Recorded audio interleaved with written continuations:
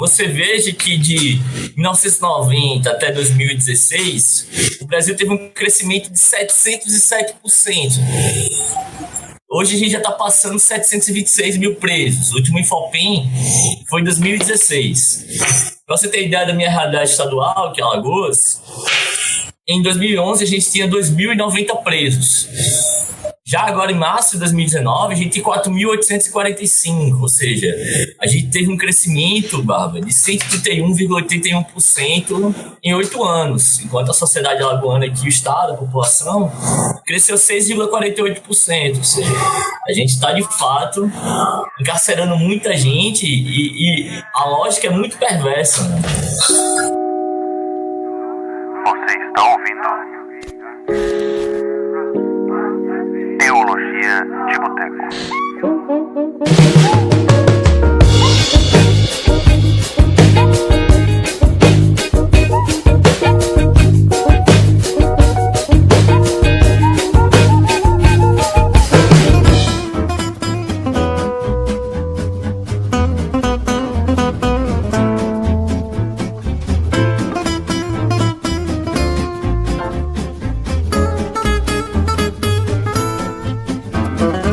Saudações, classe trabalhadora operária camponesa, meninos, meninas e os que não se identificam com nenhum dos dois gêneros. Também aqui quem está falando é ninguém mais, ninguém menos que o mais lindo, o mais sensual, o mais desejado âncora de toda a podosfera Brasil, Cristiano Barba, que você conhece lá do Gole, do Pausa.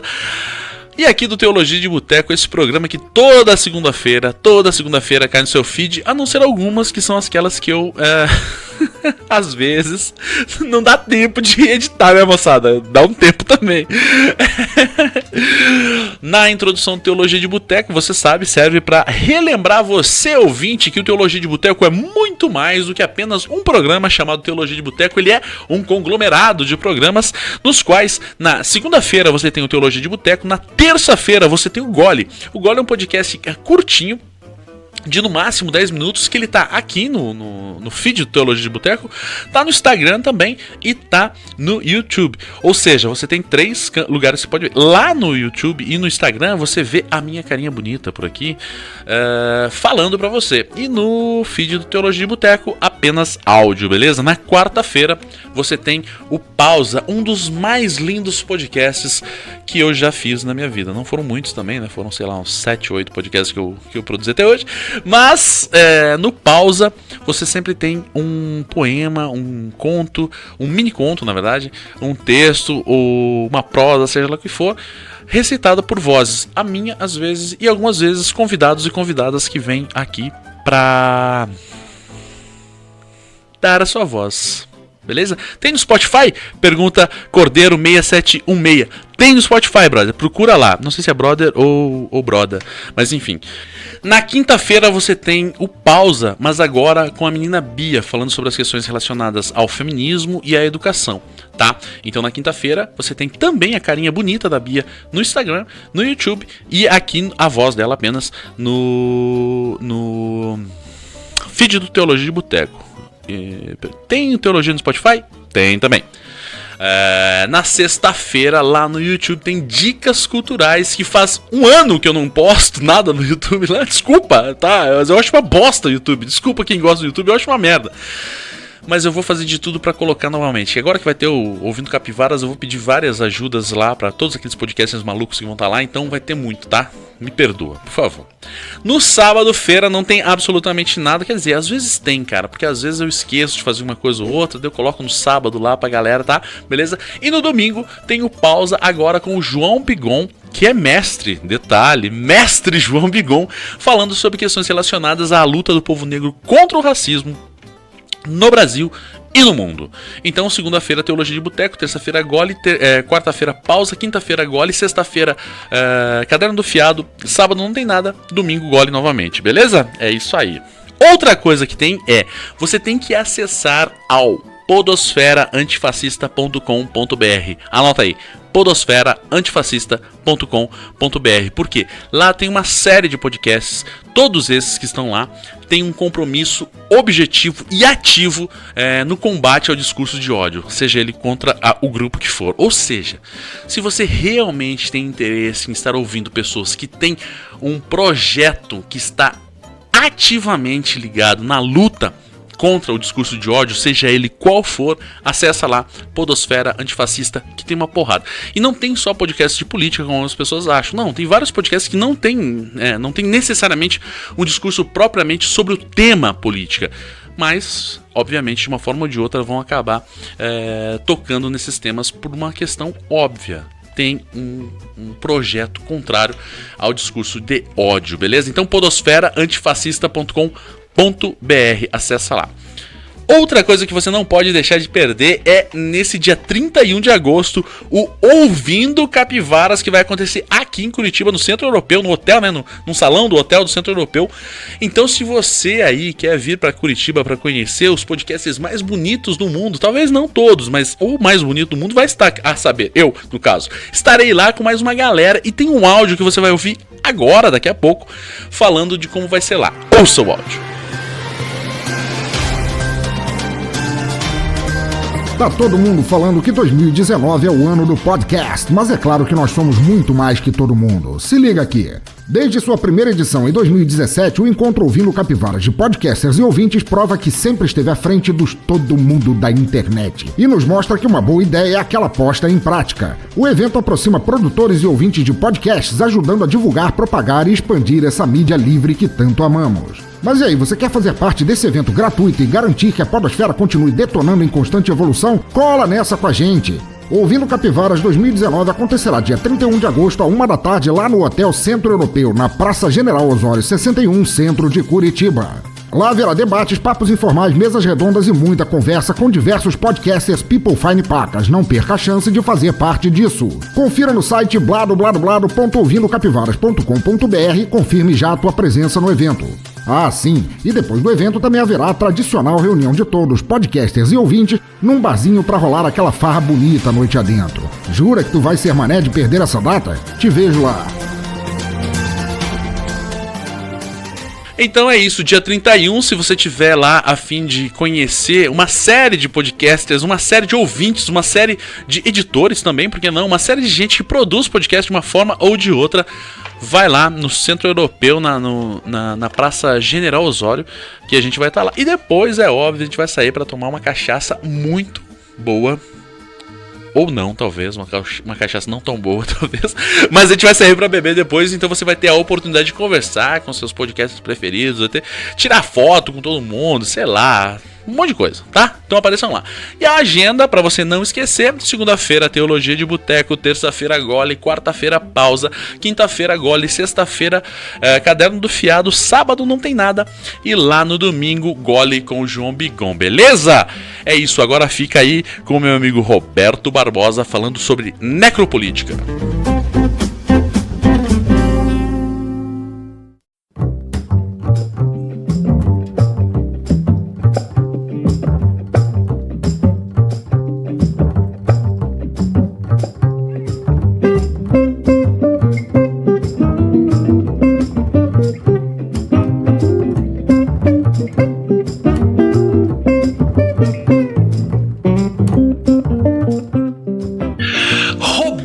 Barbosa de Moura, cara, que felicidade, que honra ter uma figura como você aqui, cara. Muito obrigado por ter aceito o convite e vir aqui falar um pouquinho sobre esse tema bizarramente assustador, mas vamos tentar levar um papo bem tranquilo. Igual quando eu falei sobre suicídio, né? Eu falei, que bom que a gente vai falar sobre esse tema. Não, não é bom, é meio tenso, na real. Mas, em certa medida, é bom que a gente fale, é bom que a gente exponha certas violências, certas questões da sociedade, até porque o silêncio é talvez a maior de todas as violências acerca disso. Mas, Roberto, antes de falar sobre o tema, se apresenta para as pessoas que não te conhecem. Bom, Cristiano, uma honra estar aqui no Teologia de Boteco. Pô, cara, só felicidade. Me chamo Roberto, como tu me apresentou. Faço parte do grupo de estudo e pesquisa Biopolítica e Processo Penal aqui de Maceió, Alagoas. Sou também um dos coordenadores do Instituto Brasileiro de Ciências Criminais daqui. Faço parte desse grupo já tem algum tempo e venho construindo aqui uma trincheira contra o sistema punitivo e contra essa máquina de moer gente, né? E minha área de pesquisa, basicamente, venho pesquisando mortes no sistema carcerário há uns 4 anos. E é isso, né? Vamos conversar um pouco sobre essa temática. Esse tema, sempre que a gente fala de sistema carcerário, é sempre uma questão muito delicada, eu acho, talvez, porque, bom, tem uma série de temas que a gente fala que são delicados, mas sempre que a gente fala de cadeia, sempre que a gente fala de gente presa, a gente sempre toca numa ferida muito, muito complexa, porque mesmo aqui, à esquerda de um pensamento político, tem pessoas que são ultra punitivistas e que iriam ver todo mundo na cadeia a qualquer custo, sabe? É uma coisa assustadora. E eu convidei você pra gente falar sobre esse tema que pra mim é muito... como eu falei, muito delicado. E como eu falei também no começo, talvez o silêncio acerca dele seja a maior de todas as violências, né? Porque a gente fecha os olhos, a gente vira o rosto pro sistema carcerário e aquilo se torna um depósito de pessoas que não consomem, um depósito de pessoas que não produzem, e acaba se tornando, sei lá, talvez uma das maiores violências que a gente tem na atualidade. Não sei se você concorda comigo, mas vou pedir para você falar um pouco sobre as mortes no sistema carcerário. Cara, Bárbara, eu concordo plenamente com isso. Na verdade, esse é um debate que os próprios grandes criminólogos críticos apresentam, né? Que o sistema carcerário hoje em dia ele é um depósito, né? Prisão depósito, que alguns criminólogos críticos, como David Garland e outros, falam. Mas, cara, isso aí tá muito claro pelos próprios números que o Brasil vem apresentando, né? Você veja que de 1990 até 2016, o Brasil teve um crescimento de 707%. Hoje a gente já está passando 726 mil presos. O último Infopem foi em 2016. Pra você ter ideia da minha realidade estadual, que é Alagoas, em 2011 a gente tinha 2.090 presos.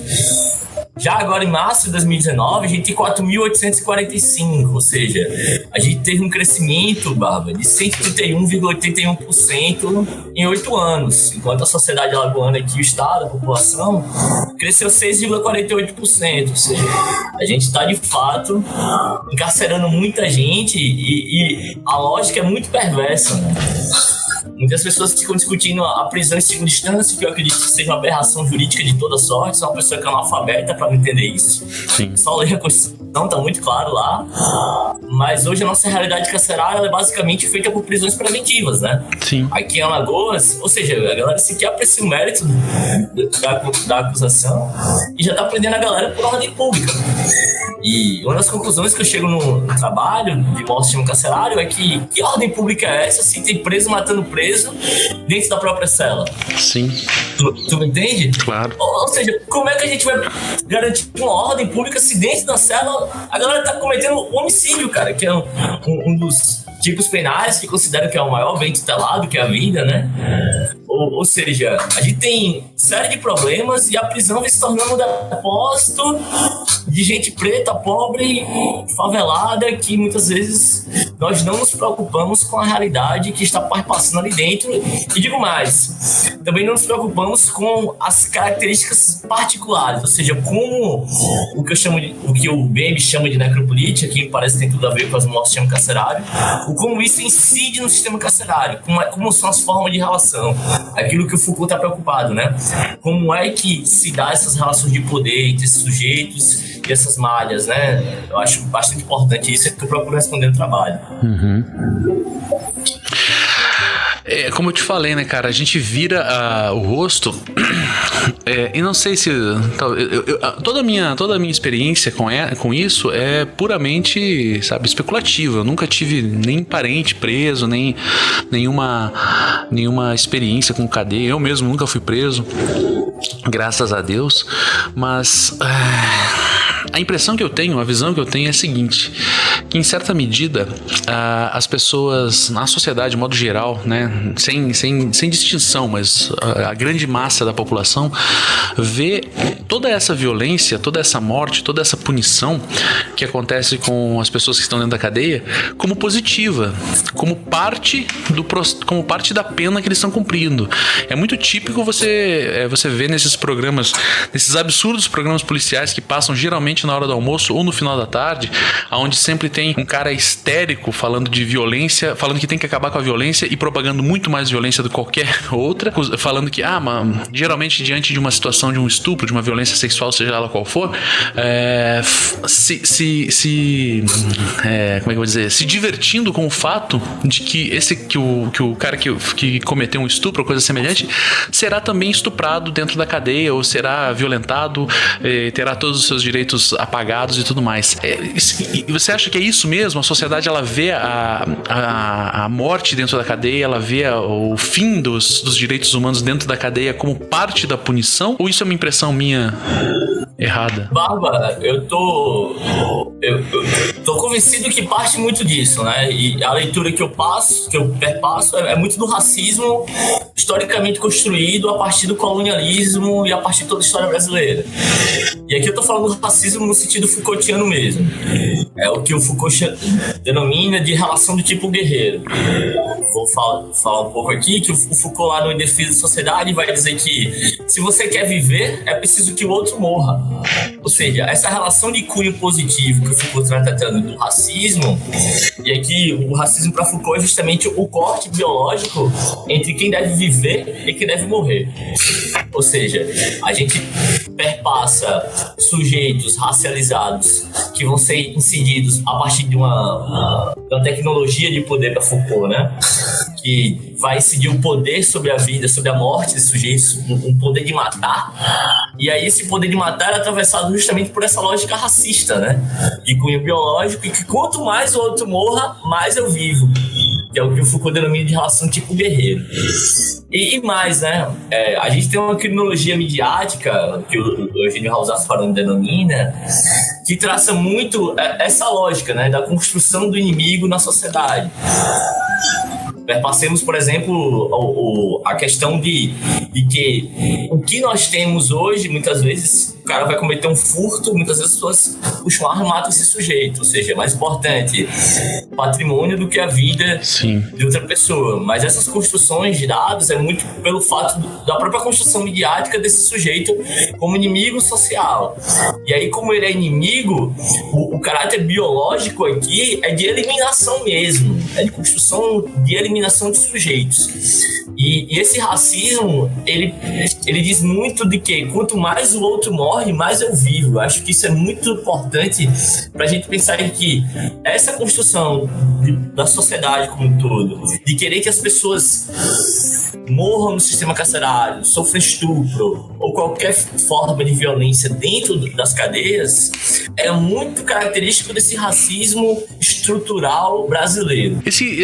A minha leitura sobre minha leitura do Foucault é nula, cara. É muito superficial, né? Não tenho nem como argumentar contigo, porque eu li muito pouco, quase nada, né? Só li As Palavras e as Coisas e nem sei que livro difícil. Porra, é isso que eu ia falar. Eu nem sei se eu entendi, cara, aquele livro.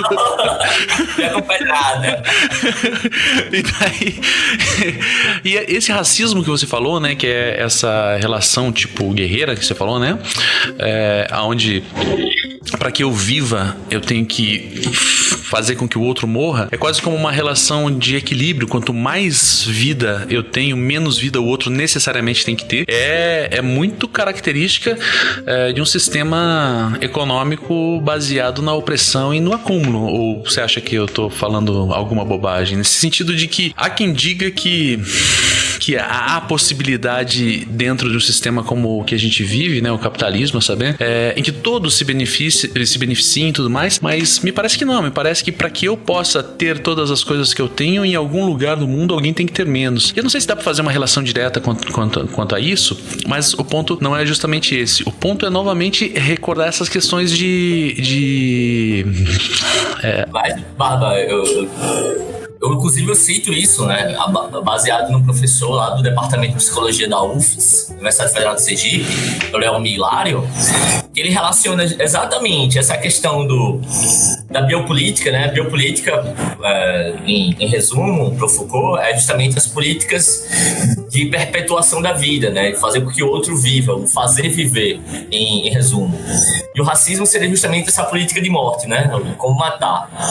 E essa relação que você está querendo estabelecer com o sistema capitalista, desse racismo, essa relação do tipo guerreiro com o capitalismo, o Léo Milário, esse professor da UFES, ele faz diretamente. Ele diz exatamente que, enquanto o racismo, como relação de fazer morrer, está relacionado com o trabalho morto, ou seja, com as pessoas que não estão dentro dessa perspectiva de produção de mais-valia, de produção de valor, a biopolítica está preocupada no controle populacional e territorial de pessoas que estão inseridas nesse trabalho vivo, ou seja, pessoas que estão inseridas na cadeia produtiva, que possuem valor, que são bios, né, que são corpos que têm importância social, né? Então, está completamente de acordo, né? E engraçado que poderia parecer paradoxo, né? Como é que, e o Foucault, inclusive, faz essa pergunta, como é que o sistema que faz viver, faz morrer ao mesmo tempo? Uhum. E aí você só entende isso quando você compreende, na minha leitura, que esse paradoxo, essa contradição, ela é a contradição do próprio sistema capitalista. Ou seja, o fazer viver e o fazer morrer da biopolítica e do racismo, eles estão completamente atrelados a um sistema contraditório, né, que é o capitalismo, porque é uma produção socializada que é apropriada privativamente, é uma produção que é racionalizada progressivamente, essa é da empresa, mas não possui planejamento global. Ou seja, são uma série de contradições que o Marx aponta lá no Capital, somente no Capital volume 1, mas que eles estão completamente atrelados a essas políticas de vida e de morte. Caraca, é bem complexo isso, hein, cara? Porque tu tá falando de... Algumas pessoas podem dizer, porra, mas vocês sempre tem que falar mal do capitalismo. Mas parece que, né? Parece que cada dia mais o professor Alisson Mascaras está certo. A culpa de tudo é do capitalismo, né, cara? Pois é, socialismo é uma palavra linda, né? E socialismo é uma palavra linda. Cara, aguarde no Teologinha. Vai ter essa camiseta. Socialismo é uma palavra linda, cara. Puta, quero essa camisa. Manda pra mim. Vou mandar uma pra ti, cara. Você falou muito dessa questão da biopolítica, que é uma expressão muito utilizada por todos os estudiosos de Foucault, né?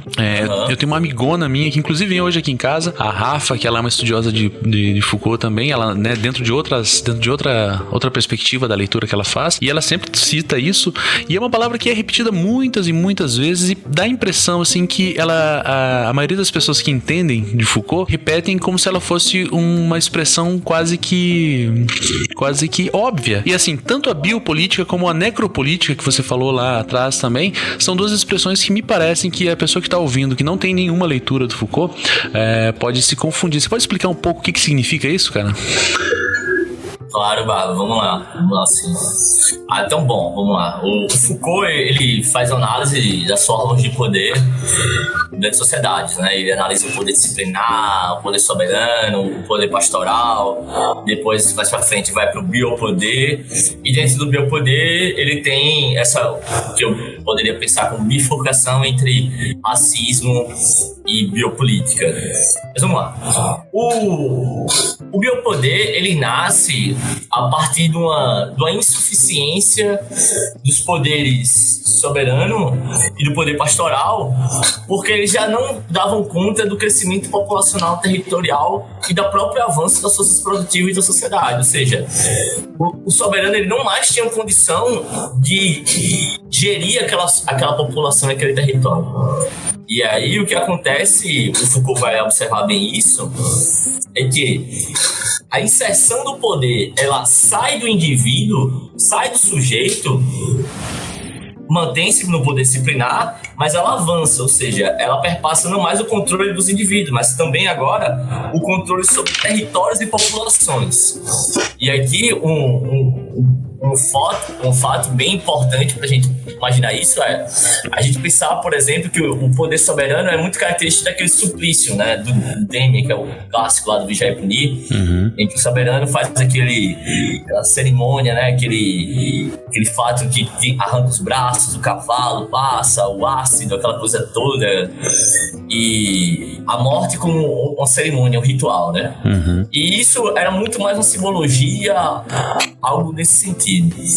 Mas com o avanço da sociedade, a partir do século XVIII, o Foucault vai observar que esse poder soberano, ele é superado por o que o Foucault denomina de biopoder, ou seja, o poder inserido sobre o corpo.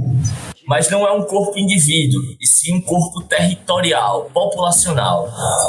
E aqui é como a gente pode pensar, por exemplo, o controle dos nossos corpos a partir de smartphones, a partir de processos biológicos, a partir de mecanismos regulamentadores, a partir do próprio Estado.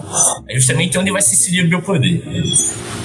E aqui o Foucault e o Bembe vão entrar em acordo aqui que, por exemplo, hoje nós somos regidos basicamente por uma necropolítica, que vou explicar um pouquinho agora, pelo biopoder, a biopolítica, e pelo poder disciplinar. Ou seja, o poder disciplinar atuando nos indivíduos e a necropolítica, a biopolítica atuando sobre populações e territórios. Já a necropolítica é um conceito mais refinado do Achille Bembe, que é camarunês, um dos maiores pensadores da atualidade. Todo mundo tem que ler o Bembe, eu acho, ainda mais para a nossa realidade latino-americana. É um pensador extremamente necessário. E o engraçado é que eu não conheci o Bembe, li o Em Defesa da Sociedade, e um professor lá da PUC do Rio Grande do Sul, do programa de Ciências Criminais, o Xobino Amaral, ele indicou, ó, pega o necropolítico Achille Bembe e tenta dar um avanço nessa leitura do racismo do Foucault. Porque eu ficava em dúvida, né? Se eu trabalharia com racismo, se eu trabalharia com tanatopolítica, ou se eu que é uma categoria do Roberto Espósito, ou se eu trabalharia com necropolítica. E o Augusto cai no Bembe, velho, vai-se embora. E aí eu parti de várias leituras do Achille Bembe. E em resumo, Bárbara, o Bembe, ele pensa que necropolítica, e aqui eu vou traçar alguns fundamentos minha leitura e separar entre sócio-históricos e os fundamentos mais epistemológicos, algo nesse sentido. Sobre esses últimos fundamentos que eu traço aqui, o Bembe vai dizer que necropolítica é a concatenação entre estado de sítio, estado de exceção e biopoder na forma racismo. Ou seja, os indivíduos que estão em um espaço de supressão das normas, indivíduos que são considerados inimigos, indivíduos que, a partir da inserção do biopoder na forma racismo, eles receberão o poder de morrer. Eles serão deixados à morte, ou então o próprio Estado matará. A gente pode ver hoje o Brasil tem um alto número de, que antigamente chamavam de autos de resistência, mas que agora até mudou um pouco, processo de resistência seguida de morte, algo nesse sentido, sempre mudam essas tecnologias para os protocolos policiais. Mas a letalidade policial no Brasil é muito alta, e aí você pode pensar exatamente nesse sentido. Por exemplo, aqueles mais de... foram 200 tiros, se não me engano, né? Foram 80 tiros no carro e 200 tiros disparados pelo exército, né? Você veja que ali há uma completa supressão da norma, há uma completa supressão de direitos e garantias. Você tem um indivíduo racializado no carro e aquele corpo é o corpo matável que a sociedade, né? E esses fundamentos históricos e sociológicos que o Bembe traça são justamente três. Que é justamente países que possuíam a colônia, o processo de colonialismo, possuíam o regime de escravidão e um regime baseado na plantation, são justamente países que vão ceder fortemente à necropolítica. E aqui você tem a característica clara do Brasil, né? O Brasil, o nome Brasil não é à toa, né? Pau-Brasil, ou seja, um bem que... É o nome do produto, né? Exato, é o regime de plantation, né? A commodity, né? E aqui a gente pode pensar basicamente quais são as nossas raízes. Eu procurei, por exemplo, no trabalho, traçar alguns pontos, por exemplo, em Alagoas, caracteristicamente. Aqui a gente vive basicamente na indústria da cana, que está em crise. E nós não temos saída economicamente viável aqui. O Estado, ele não produz valor, ele vive basicamente de comércio, de verbas da União, sobre programas e sobre outras questões, mas a indústria, a produção é muito pouca. E a indústria da cana-de-açúcar está uma crise tremenda, várias usinas já fecharam. E aqui você vê que como a gente perpassa isso, né? Só que na minha leitura eu tento avançar um pouco mais. Eu penso que se pro Bembe a gente tem a escravidão colonialismo e a plantation, me parece que o regime de dependência, e aqui eu dei um pouco da teoria marxista da dependência, ou seja, o como na história nós pegamos a dívida, constrói-se a dívida pública e exportamos, né? Como se hoje a commodity brasileira fosse o pagamento da dívida pública. E hoje o Brasil paga basicamente 40% da dívida pública, né? E 40% do PIB é só dívida pública. Ou seja, como a gente entrega as nossas riquezas para os países metropolitanos, para os países centrais. Sim. E isso é uma permanência histórica. Por exemplo, Alagoas a gente tem uma dívida alta com a União, a cultura da cana é muito forte. É concatenado o processo, aqui, né? Por exemplo, exatamente, é tudo concatenado. E é muito forte, por exemplo, no Rio de Janeiro a gente tem as favelas, né, que são os morros. Mas aqui em Alagoas a gente tem grotas, ou seja, são buracos. E aqui a galera não tem sequer a possibilidade de serem visíveis, né? A grota é um mecanismo perverso aqui em Maceió. E a necropolítica incide diretamente nesses espaços. E me parece que a necropolítica incide tanto nas grotas, quanto nos espaços ocupados por essa população, quanto também nas cadeias. E a tese do trabalho é basicamente essa, né? Relacionar a necropolítica com cárcere e com mortes no sistema carcerário como expressão dessa necropolítica. Eu acho que tive sucesso. É complexo demais, né, cara? É um papo que me deixa pra baixo, cara, isso, cara. Sério, na moral. Demais. Pois é, Cris. Aí, muitas vezes, por exemplo, aqui só para traçar alguns aspectos históricos, né? Por exemplo, Alagoas, no começo, a gente tinha algo chamado aldeia presídio, cara. Lá nos ilhos ainda do processo de colonialismo. E aqui era muito claro o rebaixamento biológico dos sujeitos, né?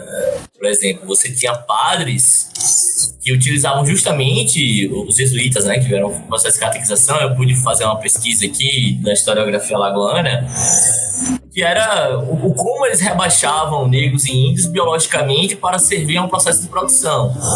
E essa aldeia presídio era justamente formas de delimitação territorial a partir de um poder disciplinar muito forte, que se fosse desobedecido, o indivíduo iria morrer. Ou seja, você percebe ali o como historicamente isso atravessa toda a história do que é Brasil, né? Uhum. E, por exemplo, a gente tem um ato redutivo catequético, né? A gente pode até pensar como a evangelização serviu como um aspecto racista de morte de gente preta, indígena e de formas extremamente perversas, né? Por exemplo, se o índio fizesse um ato antropofágico, que era da cultura própria tribal, ele morreria. Ou seja, você tem uma destruição completa da própria cultura, né? Que o bem traça esse aspecto dentro da necropolítica. Você tem 3 aspectos, né? Tanto do não saber, do não lugar e da não vida, né? Porque você pega os negros, colocam ele em diáspora e levam ele para outro espaço, outro território, ou seja, o não lugar. Você destrói a cultura desse sujeito e ao mesmo tempo você destrói essas vidas diretamente, né?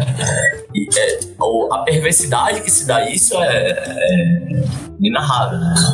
O não ser, o não lugar e o não saber, né? E a construção desse bárbaro, desse inimigo monstro, né? É muito perverso. É louco, essa semana que passou aí eu assisti um vídeo do Entre Planos, não sei se você conhece o canal no YouTube, que é de análise de cinema, e o rapaz lá, o Max, ele falou sobre a fixação que Hollywood tem por cemitérios indígenas. E, modo geral, né, a conclusão que ele chega ao final é pura e simplesmente um processo racista, né, para mostrar como o espírito do índio é cruel e vai perseguir as pessoas que estiveram ali. Então, mas ele faz uma análise um pouco mais rebuscada do que essa que eu fiz aqui, mas basicamente o que ele tá falando é os americanos brancos europeus, aliás, os europeus que chegaram ali, né, os americanos descendentes europeus começam a invadir cada vez mais a oeste dos Estados Unidos, e o medo deles tá descrito nisso, né, dessa criatura selvagem, dessa criatura que vai voltar dos mortos, essa criatura que tem um poder místico. Isso também é com os ciganos, isso é também com os negros, isso é também com os indígenas aqui da América do Sul, e eu acho que bate um pouco com isso que você falou, né, cara? Pois é algo muito complexo, mas a questão mais interessante assim, que eu busquei apresentar no meu trabalho é como hoje, basicamente, essa necropolítica, esse racismo, esse processo de construção da morte atua diretamente nos sujeitos. E aqui eu tive uma grande dificuldade, tanto para entrar nas prisões, ter acesso a esses dados, porque como a professora Ana Gabriela Mendes Braga diz, né, que a instituição cárcere, ela é uma estratégia de defesa do monopólio do saber fazer institucional, ou seja, é muito difícil entrar dentro do cárcere, verificar os dados, falar com os presos. Eu trabalhei na Defensoria Pública aqui do estado de Alagoas, fui estagiário, passei 9 meses no núcleo de execução penal, fazia mutirão, conversava, ia pra porta de módulo, caminhei por quase todas as unidades aqui do estado eu passei. E o que eu podia ver era justamente esse processo de perversão, né? Como as condições de alguns cárceres, outras condições de outros cárceres mais positivas eram dadas como exemplo. Mas o que mais me chocou assim, Cris, foi como o Estado ele consegue velar as mortes no sistema carcerário. E isso foi o que mais me preocupou. Por exemplo, e foi uma das maiores dificuldades do meu trabalho, né? A gente fechar aquele aspecto quantitativo do trabalho que os pesquisadores têm que ter todo cuidado, e é o que a gente denomina dentro da criminologia crítica de cifra oculta, né? Cifra oculta, que é justamente a diferença entre o registrado e o real. E basicamente o que eu pude perceber foi que há metodologias completamente equivocadas. Por exemplo, o CNJ ele fez o BNMP 2.0, que é o Banco Nacional de Monitoramento de Presos. Já coloco o 2.0 para ficar glamuroso, né? Interessante. Para mostrar que é uma evolução do antigo, né? E aí basicamente o que eles fazem é eles reduzem muito o número de mortos. Inclusive, indo de conta os dados do próprio Infopen, do Ministério da Justiça, que é informativo penitenciário, porque simplesmente eles mudam a metodologia que faz mudar todos os resultados. Eles registram as mortes no sistema carcerário a partir da certidão de extinção de punibilidade. O que é isso? É quando o preso morre, o IML gera um laudo exame cadavérico, o Ministério Público requisita o IML por ofício esse laudo, o laudo vai para o Ministério Público anexa o processo e pede a extinção do processo pela morte do agente. Só que esse processo que vai do IML para o Ministério Público, para o Poder Judiciário, até chegar ao fim, até o juiz declarar a extinção do processo, demora muito. Por exemplo, de 55 casos que eu peguei aqui em Maceió, de 2012 a 2015, das mortes, 6 casos o IML sequer tinha enviado ofício, depois de um ano. Então, não era uma metodologia viável fazer essa análise da quantitativa de mortes no sistema carcerário a partir da certidão de disponibilidade. E aí o resultado do relatório é como se os cárceres morressem poucas pessoas. Sim. Que não é verdade, morre muita gente no sistema carcerário. E aqui eu pude, assim, averiguar dentro da pesquisa, por exemplo, outros 2 exemplos que eu vou dar aqui. Falseamento diretamente do Estado. Você via que o preso, no laudo exame cadavérico, foi espancado, morreu de forma extremamente cruel e violenta.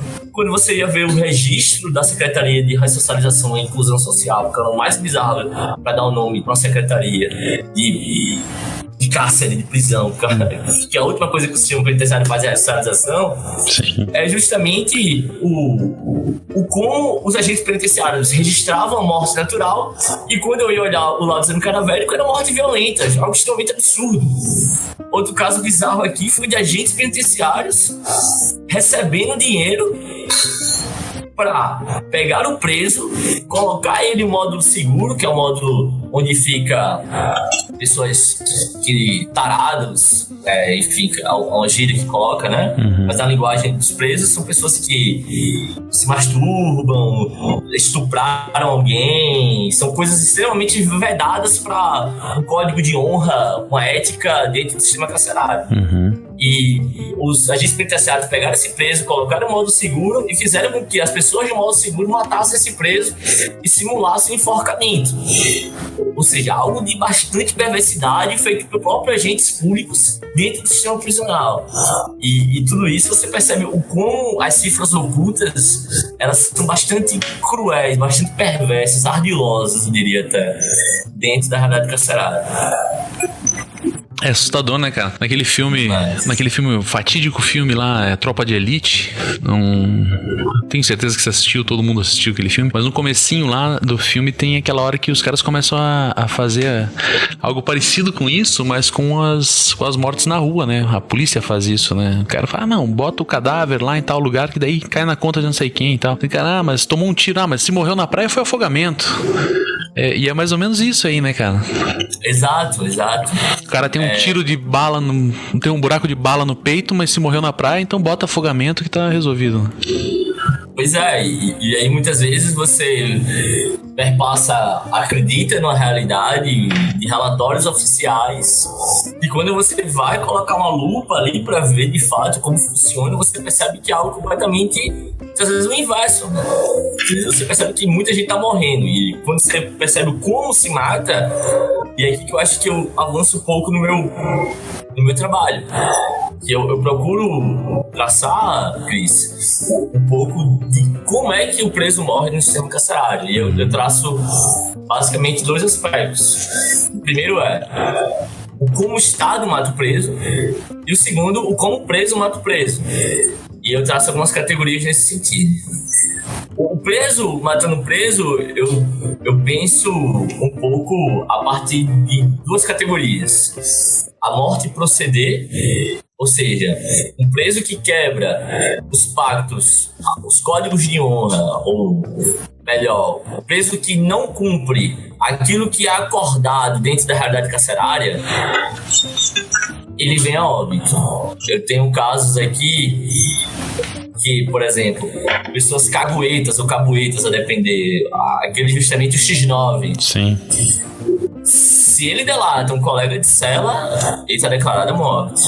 Eu registro no meu trabalho exatamente um caso muito macabro nesse sentido, onde um preso cabuetou, delatou um colega de cela, e esse preso simplesmente matou esse cara de forma muito cruel dentro da cela. E presos que faziam masturbação dentro da cela, soprou maconha numa enfermeira, na cara da enfermeira, o colega foi lá e matou. E são mortes extremamente cruéis, e aqui é o que eu chamo de morte proceder, né? Uma pessoa que descumpre os mecanismos de regulamentação do cárcere, eles... Tanto que muitas vezes em algumas rebeliões, o primeiro modo a ser atingido pela rebelião é o modo seguro. Sim.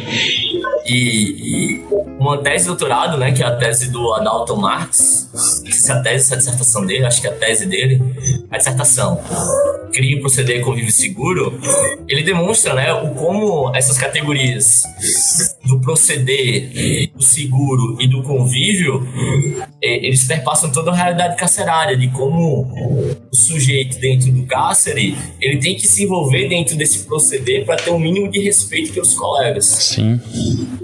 O PCC, por exemplo, quanto mais proceder você tem, quanto mais conduta você tem, mais você é bem visto pelos seus colegas. E esse é o primeiro traço que eu penso entre preso matando preso. São quebras do proceder. A morte proceder, que eu tô chamando aqui. E a gente tem também a morte-guerra, né, Bárbara? E o que eu tô denominando de morte-guerra é basicamente o como, a partir da lógica da guerra às drogas, os presos faccionados se organizam, e nessa lógica de guerra, disputa no mercado, disputa territorial, disputa por lucro, você produz o que o Eugênio Raul Zaffarano denomina de massacres em massa, né? E aqui eu tô pensando muito a droga, até na perspectiva colonial, a partir da Michelle Alexander, da Guerra às Drogas, do Oscar Valois, o como a guerra às drogas, ela cria uma guerra dos presos contra os presos através do próprio capitalismo, desse direito penal subterrâneo, né, tráfico de drogas, em que uma facção é inimiga da outra e as duas têm que se combater para ganhar mais mercado e ganhar mais lucro a partir do tráfico de drogas. Essas são as duas categorias que eu penso em preso matando preso. Já o Estado matando preso, uma série de questões, né? Chega desde matando diretamente, como foi o massacre do Carandiru. 111 presos foram mortos. Você tem o massacre de Benfica, você tem vários massacres que são extremamente cruéis. E aqui, dentro do Estado matando preso, a gente pode pensar mais no caráter também da morte diretamente ligada ao aparato policial matando presos, mas também do assassínio indireto, né? Aquilo que o Foucault denomina de assassínio indireto. Do como o Estado, ele dá as condições para que o preso venha morrer sem precisar matar diretamente. Sem puxar o gatilho, de fato, né? Exato. E aí, por exemplo, as questões de morte natural, né? Morte natural dentro do sistema prisional é muito alta.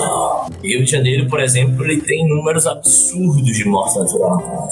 E são dados que não são dados, mas, por exemplo, você pensa que é quase um preso por dia, morte natural, por questões que já poderiam ter sido ultrapassadas há muito tempo. Que se ele estivesse na rua, possivelmente ele não teria morrido, né? Pois é, exatamente.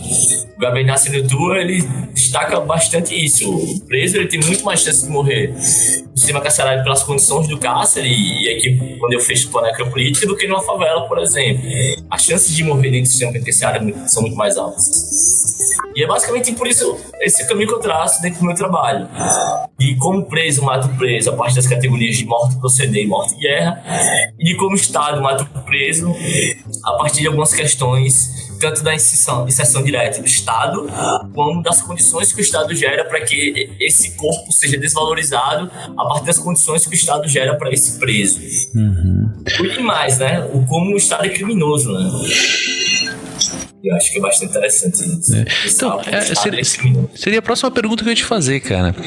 Você acha, então, nesse caso, que a culpa é do Estado? Pois é, Bárbara. Eu discordo até, inclusive, um pouco das meninas que apresentaram a Gabriela Nascimento e a Luísa, do sistema carcerário do Vira Casacas, número 115. Eu penso que a culpa é do Estado também. Talvez se eu pensasse numa determinação de vetores, o vetor Estado, ele com certeza é de maior intensidade, até pelo caráter racista do Estado brasileiro, por excelência. Mas, como eu bebo um pouco do Foucault, e eu penso também na microfísica, de como essas relações desses corpos produzem resistência e, ao mesmo tempo, produzem um caráter positivo de ataque. E bebo também um pouco da uma pensadora mexicana chamada Sayaka Valencia, que ela tem um livro chamado Capitalismo Gore. Tá até fácil na rede, vou te mandar o link pra disponibilizar pra galera. Que é basicamente uma categoria que ela denomina de endriagos, né? O endriago é uma mistura de hidra com dragão. Ela cria essa metáfora para dizer que, para fazer essa relação com os traficantes, e a realidade mexicana é muito próxima do Brasil, né? Com esse narcotráfico muito alto. E ela fala da perversidade dos traficantes, dessas organizações criminosas, e de não colocar a culpa tão só no Estado. E eu acho que isso é bastante importante, porque senão a gente perde inclusive o ponto de perceber o como são cruéis as realidades das organizações criminosas, que vai do machismo, do patriarcado, da crueldade, da morte em primeira e última escala. Até por isso, muitas vezes, a gente percebe que as normas das organizações criminosas são mais fortes do que as normas do Estado, porque se você não cumpre, você morre. Sim, são então, mais... é bom cumprir. E perceber essa perversidade, para mim, é algo bastante importante, e não só colocar a culpa no Estado, mas perceber que também é culpa do Estado. E também é culpa das próprias organizações criminosas, dos próprios presos que se apropriam desses espaços, lucram com a lógica do tráfico de drogas tem o limite a partir da inserção da necropolítica, muitas vezes de até 30 anos de idade, como nossos pesquisas apontam, mas fazem uso dessas características para lucrar e consumir bens que vão em toda espécie, né? Eu acho que bastante isso. Engraçado isso que você falou, né? Que não colocar toda a culpa no Estado. Algumas pessoas podem até falar: porra, Barba, mas você não é anarquista? Não é tudo culpa do Estado? Mas assim, para além de ser anarquista e de fato achar que o Estado é um problema, colocar toda a culpa em um determinado ente sem fazer uma análise maior do problema não é coisa de anarquista, mas é coisa de gente burra, né? Em especial, você pensar assim: bom, beleza, então vamos resolver. A gente acaba com o Estado hoje, sabe? E a partir de amanhã tá tudo ok. Não tá tudo ok. A gente tem uma série de questões. Assim como vamos acabar com a cadeia hoje e amanhã tá tudo ok? Não. Tem que pensar todo o processo de segurança pública. Vamos acabar com a PM hoje e amanhã tá tudo ok? Não. Tem que pensar todo o sistema. Vamos, liberar as drogas hoje e amanhã vai ser o folheto dos testemunhos de Jeová? Não. A gente tem que pensar todo o sistema de saúde, todo o sistema de segurança pra gente pensar uma série de outras coisas, as quais pessoas que têm, uma postura um pouco mais conservadora e à direita vão achar: não, o importante é dar uma arma pra cada um e se vier um maconheiro aqui eu mato e tá resolvido. E como você falou ali, né, essa crueldade dos traficantes ou de um sistema outro qualquer, ela é uma crueldade que de fato faz com que o cara obedeça, porque se ele sabe que se ele não obedecer ele vai morrer. E é justamente a mesma desculpa pela qual um conservador de direita vai falar: não, então a gente tem que fazer assim, botar arma na mão do cidadão e tudo vai se resolver. Bom, então o conservador de direita ele tá mais próximo do narcotraficante do que o pensador à esquerda, tá ligado? Pelo menos é a impressão que eu tenho, né? É exatamente isso. Pois a gente tem que pensar, por exemplo, morrem 4 pessoas por dia, né, no sistema carcerário. Os dados que o Globo obteve a partir da Lei de Acesso à Informação, o que o próprio Infopem não conseguiu, a galera consegue, né? Mas os dados que eles obtiveram foi de que de 2014 até 2017, pelo menos 6.368 pessoas morreram na custódia do Estado, né? Que ali a 4 pessoas por dia morrendo no sistema carcerário. Rio de Janeiro, por exemplo, entre 2014 e 2017, 853 pessoas morreram, né, em 4 anos. São números extremamente altos. E aqui, Barba, uma coisa que eu procuro pensar, por exemplo, são as características de cada local. Veja só, você tem São Paulo, que a gente tem o primeiro comum da capital como dominante e hegemônico, né? Você não tem uma guerra. E aí, por isso que eu penso até nas categorias morte, proceder e morte e guerra. E aí as categorias, né, morte e guerra, morte e proceder, elas perpassam muito a realidade de cada local. Por exemplo, se você pega São Paulo, que tem o primeiro comando da capital, ele é dominante e hegemônico, você não tem tanta exceção da morte e guerra. Ou seja, você não tem tanta exceção de mortes, massacres em massa, gerados pelos próprios presos. E como fruto disso, você tem que, no último Infopem, foi registrado que 90% das mortes em São Paulo são por causa natural. Diferente, por exemplo, do Rio de Janeiro e Alagoas, que a maioria das mortes geralmente fica ali entre 50% ou 60-50% e varia de ano a ano, 60-50%, fica entre morte natural e morte violenta. Ou seja, São Paulo, você percebe que a característica dele ter uma organização criminosa dominante e hegemônica faz com que as formas da morte correspondam a essa realidade das organizações criminosas. Isso é bastante interessante, um trabalho que eu pude observar.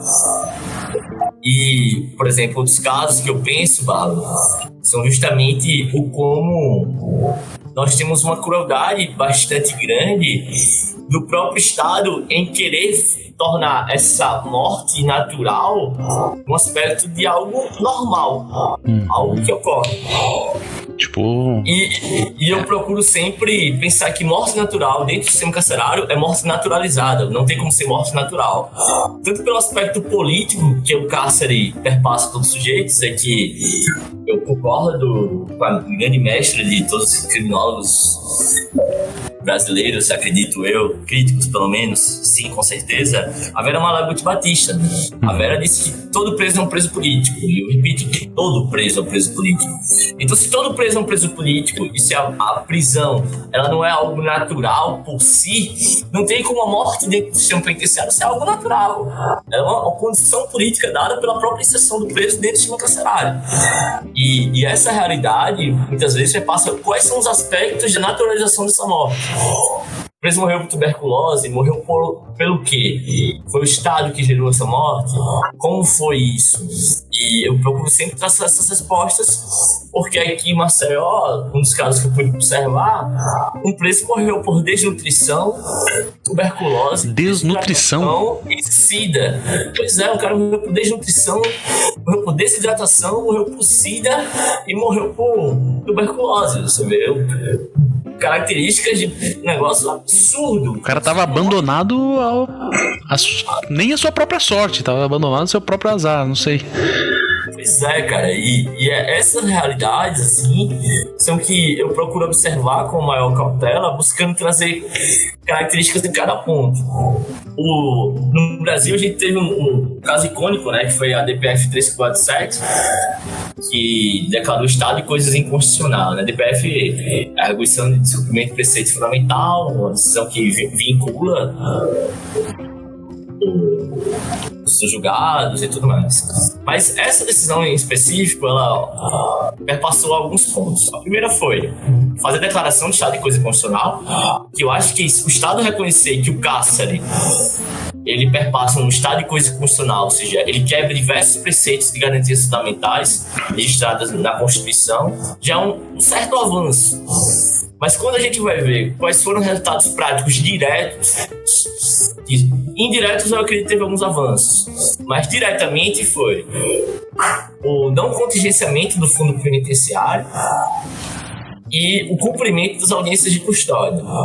Quando eu pude observar mais detidamente quais foram os resultados da audiência de custódia e desse não contingenciamento das verbas do fundo penitenciário, eu pude perceber que o fundo penitenciário está servindo para criar mais prisões, ou seja, aumentar essa malha punitiva.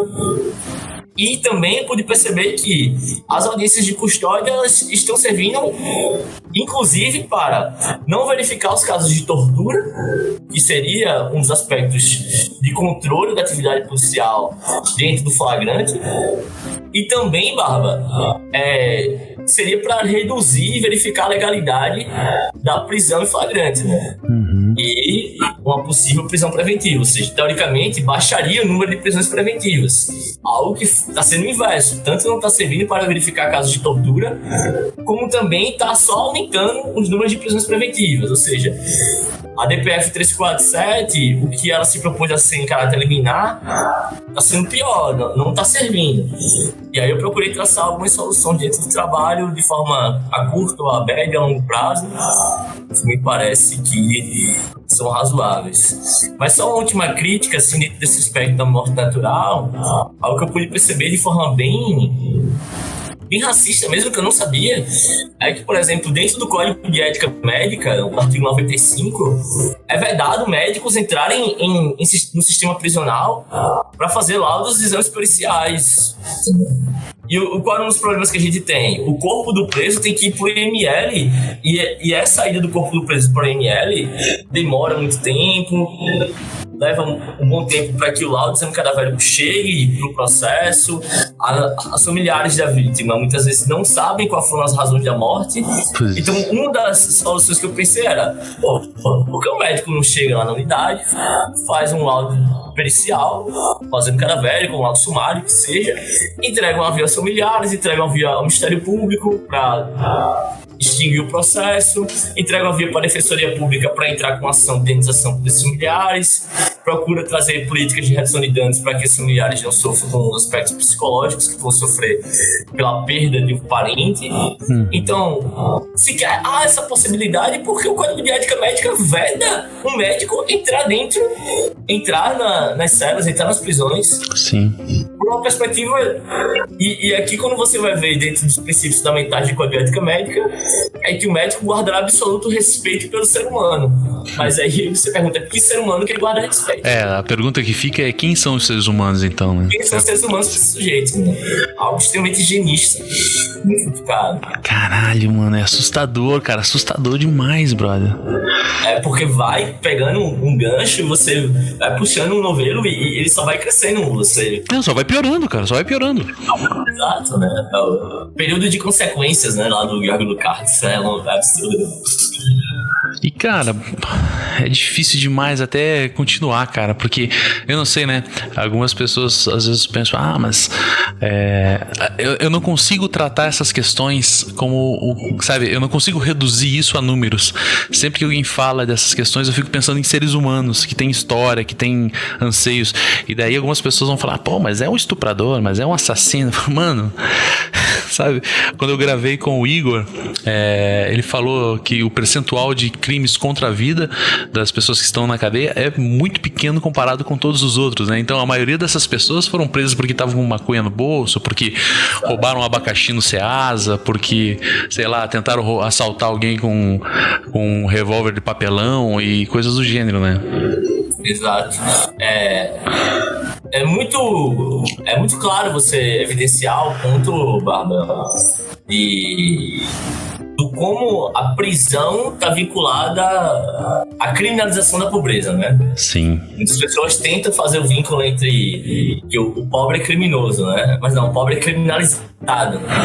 Sim. E você percebe isso em que 67% dos crimes, basicamente, estão ligados a uma expressão desses grupos vulneráveis. Você percebe que 67% fica dividido de todos os tipos das pessoas que estão presas. Fica dividido ali entre tráfico, roubo e furto, que são as máximas expressões do grupo paupérrimo, do grupo pobre, de pessoas pobres, que vão em busca de patrimônio, vão em busca de dinheiro, vão em busca de poder, porque não tem nada a não ser... O Marx, ele tem uma expressão muito interessante, né? Ele disse que dos homens livres como os pássaros, né? Ele fala isso lá no início do capítulo 24 do Capital. Uhum. São exatamente essas pessoas que não têm nada a não ser seu próprio corpo, sua própria força produtiva, né? Que sequer está sendo aproveitada porque não tem como, pelo próprio Estado, pela própria sociedade, é que elas vão para a criminalidade justamente para buscar formas de sobreviver a partir de um processo criminal que não tem nada de idílico, não tem nada de bonitinho. Não. Mas pelo contrário, né? Passa por questões extremamente complexas, econômicas, sociais e políticas. Mano, e como que a gente vai resolver isso aí? Você que tem a palavra final agora. Como que a gente resolve isso, cara? Barba, cara, eu acho que uma primeira questão que a gente tem que pensar é dar um foco um pouco maior na mídia, cara. O próprio Eugênio Rossafaroni, ele fala muito de que nós temos que ter o controle desses aparatos de mídia que utilizam da criminalidade, do crime como forma de lucro para esses tipos de jornais.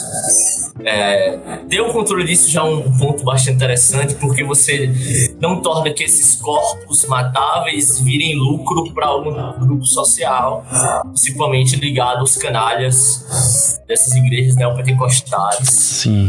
Que criam medo nos sujeitos a partir justamente do extermínio desses criminosos, supostamente, né? E fazem com que você sinta medo e ao mesmo tempo dizem que utiliza esse medo como forma de arrebatar pessoas para as igrejas. Eu acho que esse é um ponto bastante importante. Mas a curto prazo, eu penso que a gente pode, dentro da realidade de morte, sistema carcerário, buscar formas de pegar o laudo do exame cadavérico, verificar o que é a morte do preso, entregar aos familiares. Acho que isso é bastante importante. A gente tem que acabar também, Barra, com essa descrição de preso como morte natural e morte violenta. Uhum. Na minha pesquisa eu verifico que muitas vezes esse binômio serve tão apenas como forma de burlar ou naturalizar algo tão violento que uma morte. Então, descrever as razões da morte e superar esse binômio morte natural e morte violenta é algo que, na minha leitura, é algo bastante importante. Outro ponto que me parece de forma bastante interessante, a partir do estudo da professora Carolina Costa Ferreira, é o estudo de impacto legislativo, ou seja, como as leis penais que serão propostas, elas têm que passar por um estudo de impacto, ou seja, como é que essa nova lei criminal, ela vai... Quais são as consequências que essa lei criminal vai ter na sociedade? Então, isso já seria um filtro seletivo para que não recrudescimento da malha punitiva. Isso também é a necessidade do amparo das vítimas e do Estado não se valer da própria torpeza, né? O Estado tem que indenizar as vítimas, sim. Eu vi que o último massacre do Compage foi em várias unidades lá de Manaus, o Estado do Amazonas como um todo. O próprio governador falou que, não vou pagar nada, não. O cara, pálida, é você que vai dizer que tem que pagar. Você não tá essas vítimas. O Estado tem a responsabilidade objetiva. Você tem que pagar. O Estado tem que pagar. O Estado é responsável pelo sujeito. Você sequestra a liberdade do sujeito. Nesse momento que você sequestrou a liberdade do sujeito, você tem total responsabilidade sobre ele. Tanto que isso já foi reconhecido, inclusive, pelo STF. E na minha leitura também a gente tem que pensar na redução drástica, irmão, das prisões preventivas. Como é que a prisão preventiva, que é a última das últimas hipóteses, está sendo a primeira? Pois é. Justamente também pelo caráter do...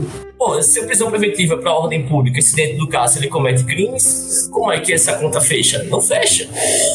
Entendeu? Usar outras medidas cautelares diferentes da prisão. Ou então... Mas assim, na minha leitura eu sou um abolicionista. Eu quero que os casos acabem.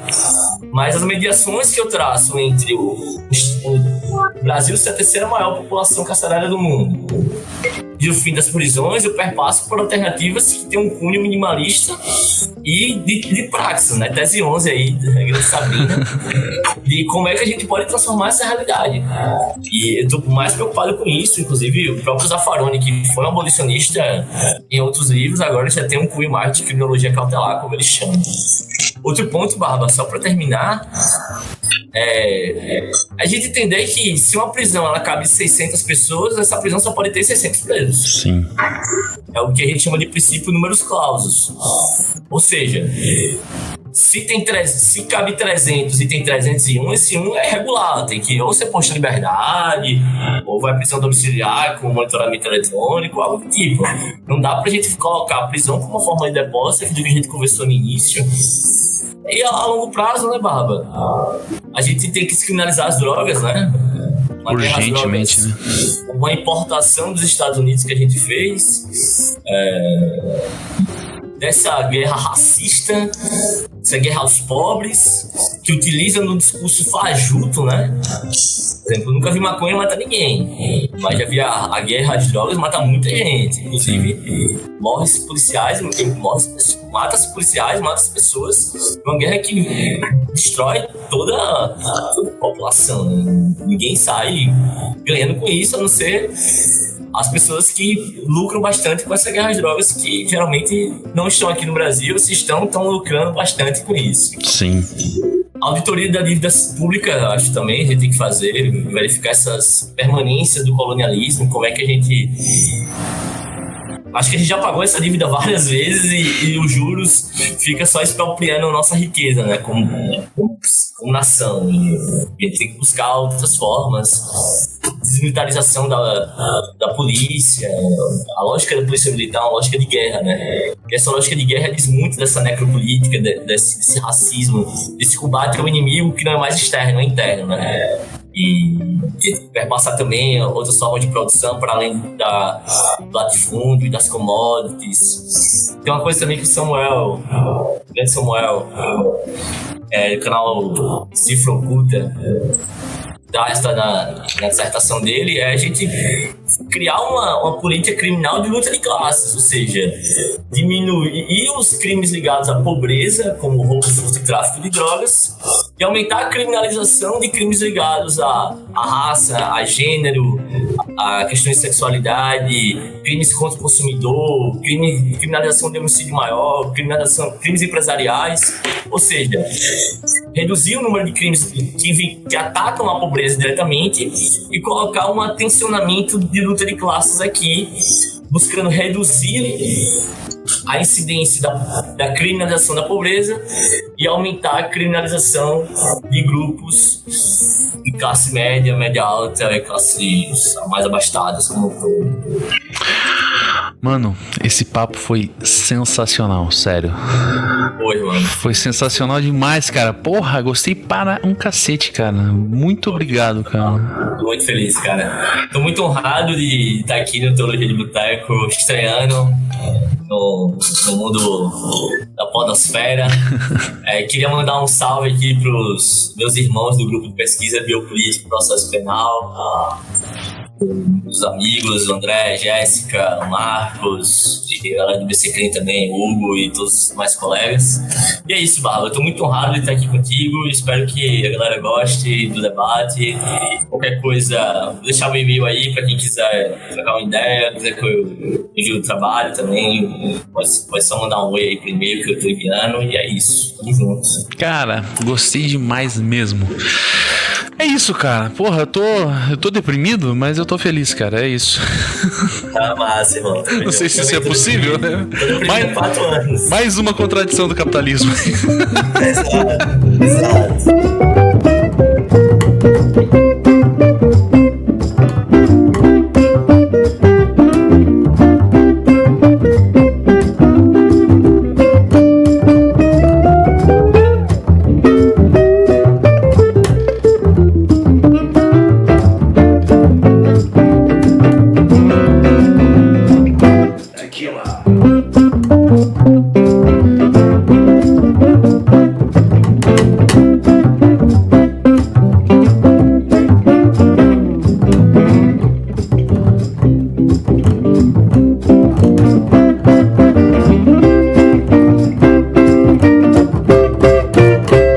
Tequila.